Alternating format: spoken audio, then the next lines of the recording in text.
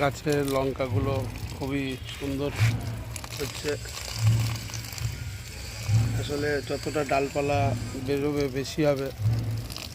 এটাকে পরিচর্যা রেগুলারই দুবেলা দেখতে হয় আমাকে। দুবেলা দেখলে কি হয়, গাছগুলো কেমন কি আছে না আছে। এদের প্রাণ আছে, কথা বলতে পারে না ঠিকই, কিন্তু এদের সঙ্গে মিশতে পারলে মনটা খুবই সুন্দর থাকে।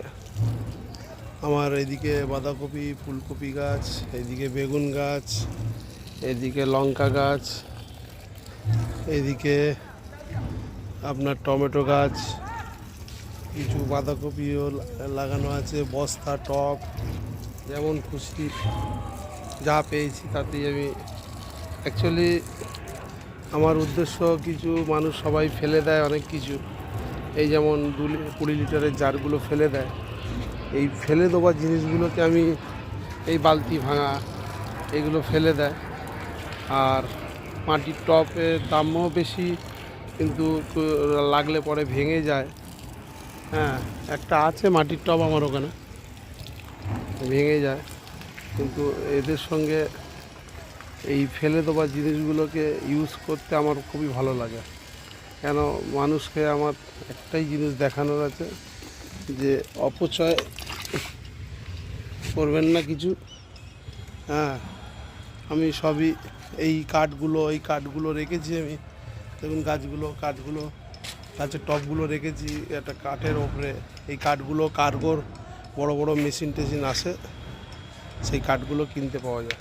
ওই কাঠের উপরে রেখেছি ছাদটা বাঁচানোর জন্য। আর এই যে টমেটো গাছগুলো অনেক বড় হয়ে গেছে, ভেবেছিলাম অনেক দিন আগেই দেখাবো, ছোট ছোট বসানোগুলো আছে ভিডিও আমার। এই যে পালং শাক, ধনেপাতা, এই ফলের ট্রেতে এগুলো করেছি।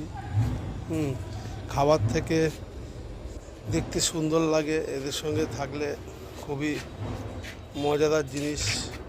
এই টবে দেখুন, সব আমার এই টব 20 লিটার জারগুলো কেটে, এই যে আমার কুমড়ো গাছে ফুলও হয়েছে, এসব ফুল হয়েছে।